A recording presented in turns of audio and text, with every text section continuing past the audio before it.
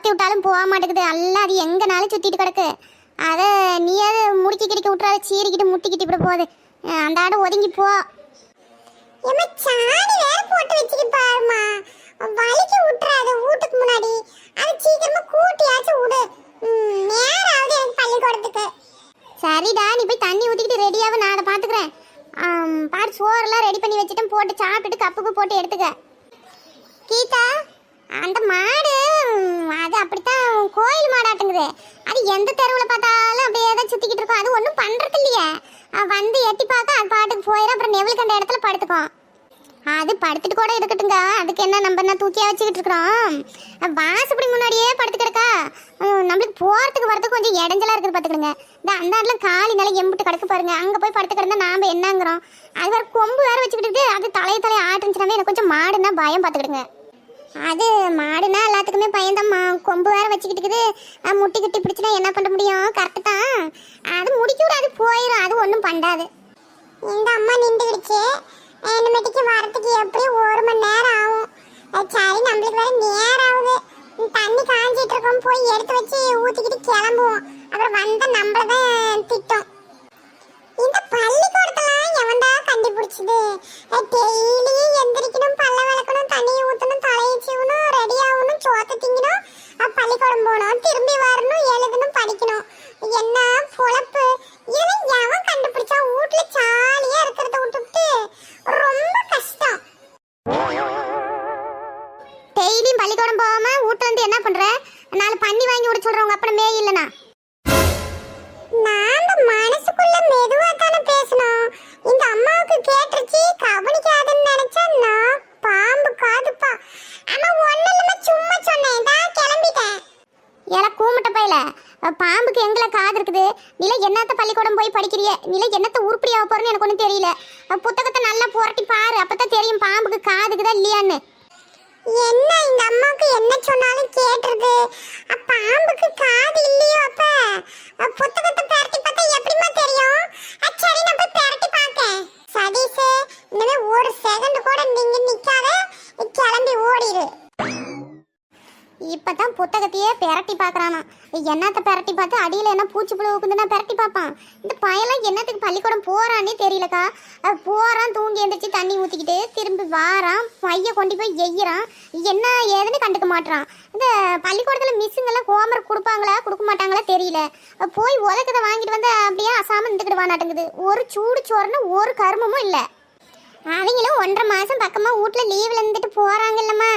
அது கொஞ்சம் அப்படித்தான் சலுப்பாக இருக்கும். போக படிச்சுக்கிடுவான் விடு.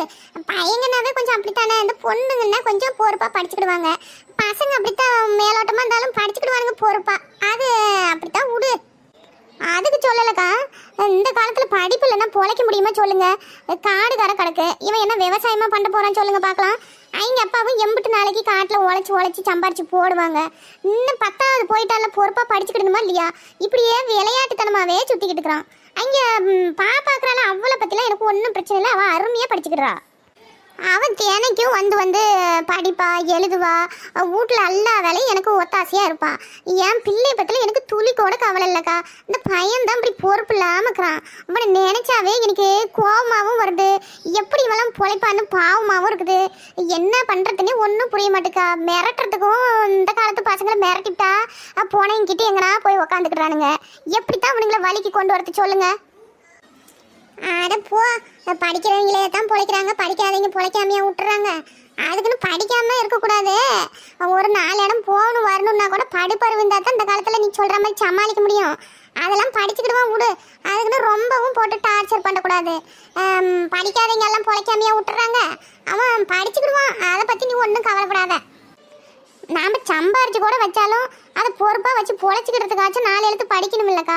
அப்புறம் எப்படி இப்படியே இருந்தா இன்னும் எப்போ பொறுப்பு வருது? அரியா பையனா இவன்? ஒன்றும் 10வது போயிட்டான்ல. ஆமாம், அது என்னமோ கரெக்டு தான். இந்த காலத்தில் நல்லா படிக்கிறவங்களுக்கே வேலை கிடைக்கிறது குதிரை கொம்பா இருக்குது. நல்லா படித்தா தான் பொழைக்க முடியும். அது பொறுமையாக உட்காந்து சொல்லு, மிரட்டாத. நம்ம வழிக்கு கொண்டு வரணும்னா அவங்க வழிக்கே போய் அப்படி பொறுமையாக தான் கொண்டாந்தாகணும். என்ன பண்ணுறது? அதட்டனா வேலையாவாத. என்னத்த பொறுமையாக எடுத்து சொல்லட்டுமே போங்க. நானும் தினைக்கும் பாட்டாக படிக்கிறேன். சரிக்கா, அவன் கிளம்புவான். நான் அவனை அனுப்பிவிட்டு அப்புறமா கூட வாரேன். சரி போய் பாரு, போ, அனுப்பி விட்டு கூட அப்புறமா வா. இது வேற தடத்துல படுத்துக்கிட்டு ஒதுங்கி ஒதுங்கி போக முடியல இந்த குடத்தை வச்சுக்கிட்டு. வா நட்டவள்ளி, நீ என்ன சத்தம் கொடுக்காம திடுத்திப்புன்னு வந்து போறனால நிக்கிற? நான் இப்பதான் வந்தேன். சரி, 2 குடும்ப ஹிஸ்டரிக்குள்ள ரொம்ப டிஸ்கஸ் பண்ணிக்கிட்டு இருந்தீங்க சீரியஸா. சரி, நம்ம ஏன் நடுவில் பூந்து டிராஃபிக் ஜாம் பண்ணிக்கிட்டு 2 பேரும் பேசி முடிக்கிட்டுன்னு சொல்லிட்டு நான் அமைதியாக அப்படியே ஓரமாக நின்றுக்கிட்டேன். என்னத்த போட்டு டிஸ்கஸ் பண்ணுறாங்க? அவன் என் பையன் சதிச்சிருக்கான்ல, அவன் ஒழுங்காக படிக்க மாட்டேங்கிறானா, அதைத்தான் புலம்பிட்டு கிடந்தா. நான் அதான் சொல்லிட்டு இருந்தேன், ஊடு போக போக படிச்சுக்கிடுவான் அப்படின்னு சொல்லிக்கிட்டு இருந்தேன். வேற என்னத்த போய் பேசுகிறாங்க? ஓ அப்படியா விஷயம்? சரி சரி, சாயங்காலம் வரட்டும், அவன்ட்டு என்னன்னு கேட்குறேன். ஏன்டா படிக்க மாட்டேங்கன்னு கேட்டு 2 புத்திமதி சொல்கிறேன். நீ எதனா கேட்டு இப்போ இருக்கிற பசங்கள்லாம் வச்சு பார்க்க மாட்டானுங்க. நீ என்ன நட்டவழியாக்கா படிச்சு என்ன வேலைக்கு போறேன்னு திருப்பி கேட்டுட்டானு நீ என்ன பதில் சொல்லுவ? நீயே ஒரு வேலைக்கும் போறதில்ல, ஊதாரித்தனமா ஊரை சுத்திட்டு திரியிற. நீ போய் அவனுக்கு என்னத்த புத்தி சொல்லுவ? அவன் திருப்பி ஒன்னு எதனைக்கு அசிங்கமா கேட்டுருவான். இப்ப இருக்கிற பிள்ளைங்களும் பெரியவங்க சின்னவங்கன்னு பாக்குறாங்களா சொல்லு. நீ பாட்டுக்கு சும்மா இரு, அதெல்லாம் எங்க அம்மா பாத்துக்கிடுவா. ஏக்கா என்னக்கா நீ என்னை பற்றி இப்படி சொல்லிட்ட? நானும் எத்தனை எக்ஸாம் எழுதிட்டு இருக்கிற தெரியாதா உனக்கு? பொசுக்குன்னு நீயே இப்படி அசிங்கப்படுத்துற? ஆமாம் ஆமாம், நீ கவர்மெண்ட் வேலைக்குள்ள எக்ஸாம் எழுதுற. 12ஆம் கிளாஸ் 10 வருஷமா அரியர் எக்ஸாம் எழுதிட்டு இருக்கிற. அதை வேற வெளியில் சொல்லாத நட்டவள்ளி. உனக்கு மண்டையில் ஒரு படிப்பு ஒரு வெங்காயமே ஏறலன்னு தானே உனக்கு பிடிச்சி கல்யாணம் பண்ணி வச்சாங்க. டெய்லிக்கு அதுக்கு வேற உங்கள் மாமியாட்ட வேலை செய்ய மாட்டேங்கிறேன்னு செருப்படி வாங்கிட்டு இருக்கிற. எக்ஸாம் எழுதுறாளாம். என்னமோ இவ கவர்மெண்ட் ஆபீஸருக்கு பரிச்சை எழுதி ஃபெயில் ஆனவளாட்டு சொல்லிட்டு இருக்கிறா. உன் 12ஆம் கிளாஸ் பரிச்சை முன்னே எழுதி பாஸ் பண்ற வழியை பாரு. நீ போய் அவனுக்கு புத்தி சொல்றாளாம். அட போங்கக்கா, நானும் எத்தனை வருஷமா எழுதி களைச்சு போயிட்டேன். அது என்னமோ நானும் படிக்கிறதையே கேட்க மாட்டேங்கிறான். சிலபஸ் வேற மாற்றி போடுறானுங்களே, எனக்கு ஒன்றும் மண்டியில் ஏற மாட்டுக்கு. என்னத்த கிளப்பச்சு மாத்துறாங்களே, இல்லைன்னா மட்டும் அப்படியே எழுதி தள்ளி ஃபஸ்ட் மார்க்கு தான் எடுத்துவிடுவேன். அது என்னமோ கரெக்டு தான். நானும் படிப்பேங்க, அப்பப்போ எனக்கு ஒரு புத்தி வந்துடும் பார்த்துக்கிடுங்க. சரி எப்படியாச்சும் இந்த வருஷம்லாம் பாஸ் பண்ணணும் அப்படின்னு எனக்கு ஒரு விவேகமாக தோணும். நானும் புக்கு எடுத்து வச்சேன்னா எங்கேருந்து தான் அந்த உறக்க வருமே, பஸ்ஸு பிடிச்சி இல்லை ஃப்ளைட்டு பிடிச்சி வருது, அப்படியே கப்புன்னு தூங்கி போயிடுவேன். அப்புறமா விடிஞ்சு பார்த்தா புஸ்தகத்து மேலேயே படுத்து தூங்கி போயிடுறேன். நானும் என்ன பண்ணிட்டு சொல்லுங்க நீங்கள். உனக்கு தோணும், ஏன் தோணாது? படிக்கிற காலத்தில் படிக்காமல் விட்டுவிட்டு இப்போ படிக்கிறேன்னுக்கிட்டு ஏமாற்றிட்டு தெரியுறான்.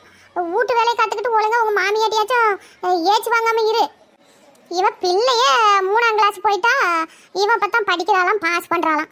அந்த பிள்ளைக்கு ஒழுங்கு ஏபிசிடி அது இதுன்னு சொல்லி கொடுக்குறதுலையாச்சும் 4 எடுத்து கற்றுக்க. இல்லைன்னா அந்த பிள்ளை பெருச்சாய் ஒன்று இப்படி கேள்வி கிடைச்சுன்னா அப்புறம் என்ன நீ பதில் சொல்லுவ? ஏக்கா ஒரு அளவுக்கு அசிங்கப்படுத்துங்க. சும்மா ஒரு மனுஷியை காலங்காத்தால அசிங்கப்படுத்தக்கூடாது. நானும் சரி தயிரோட தாளிச்சு விட்டேனே, என்ன குழம்பு வாங்கிட்டு போகலான்னு வந்தா நீங்கள் என்னென்னா தாளிச்சு ஊத்துறீங்க. மனசுக்கு எப்படி சங்கட்டமாக இருக்குது தெரியுமா? சங்கட்டமாக இருந்து பாலா போச்சு. சரி வா, பருப்பு குழம்பு தான் ஊற்றி தாரம் போய் தின்னு.